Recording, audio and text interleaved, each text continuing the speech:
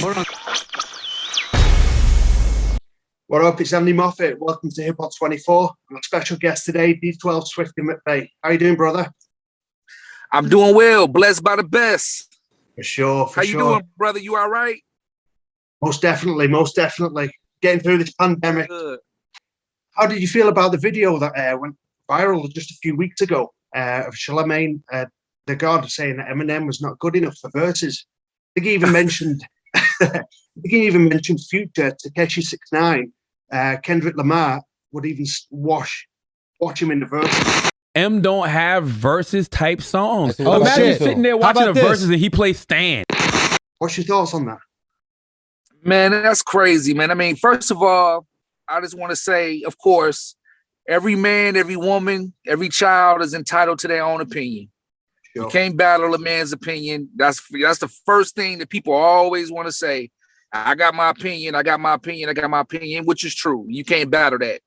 But on the flip side of it, you know what I'm saying? A lot of people, and I'm not saying Charlamagne do this, a lot of people use this is my opinion as an excuse to sneak this too.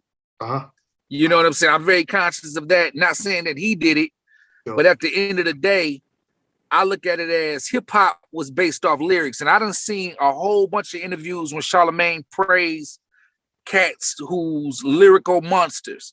You know, he says that Ghostface Killah is his favorite rapper of all time, and he's a lyrical monster. So if he's your favorite rapper and you acknowledge him for being a lyrical monster as well as other rappers, you got to acknowledge Eminem.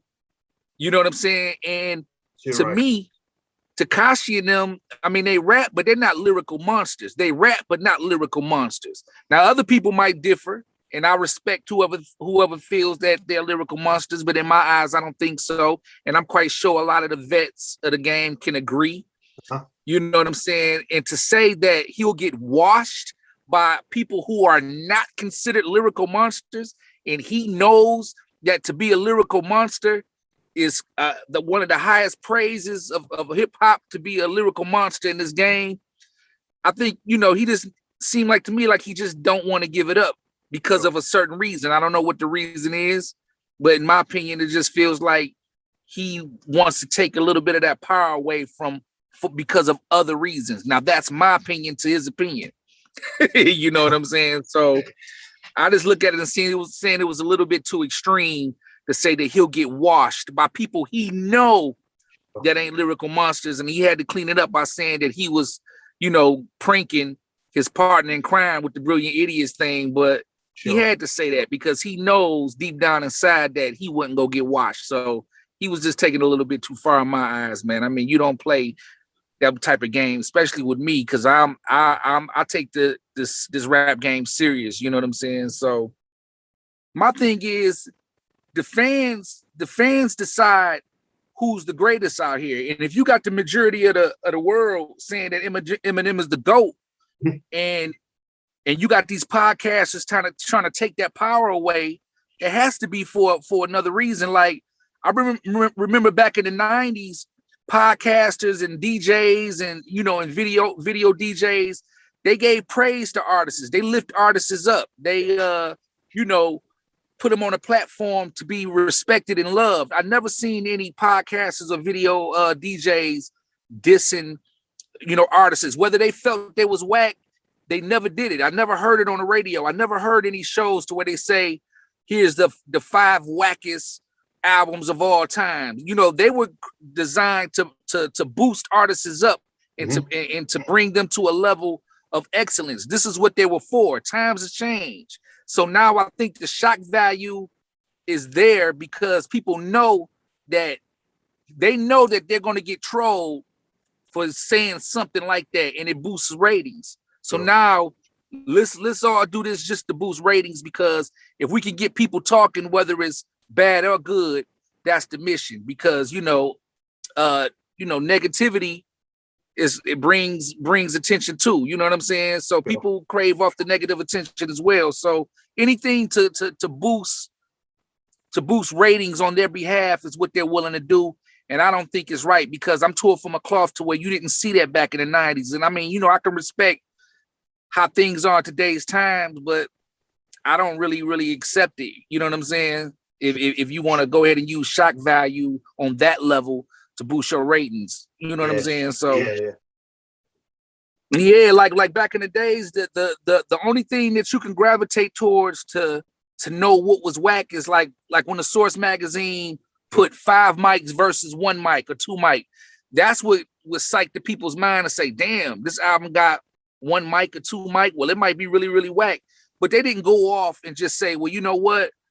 I think so-and-so album was the wackest album of all times. These people are influenced to the masses. People, tune in to listen to them. And when they say things, it influences the mind. This is what they're here for, to help influence the mind. But so if you can't influence the masses in a positive way, why even have that platform? Exactly. And if you think they're whack, your platform is not used to influence the masses in a negative way. Let them decide. Let them go on the forums and say what it is. You know what I'm saying? Sure. Don't you go and broadcast it. That shit is just whack to me, For sure. Like, like with the Joe Buttons. I think Joe Buttons went too far. You know what I'm saying? I mean, he's entitled to his own opinion, but he went overkill when he was telling the audience on how whack he thought Eminem's album was. And it was just overkill. You know what I'm saying? And he knew deep down in his mind it was for the ratings as well.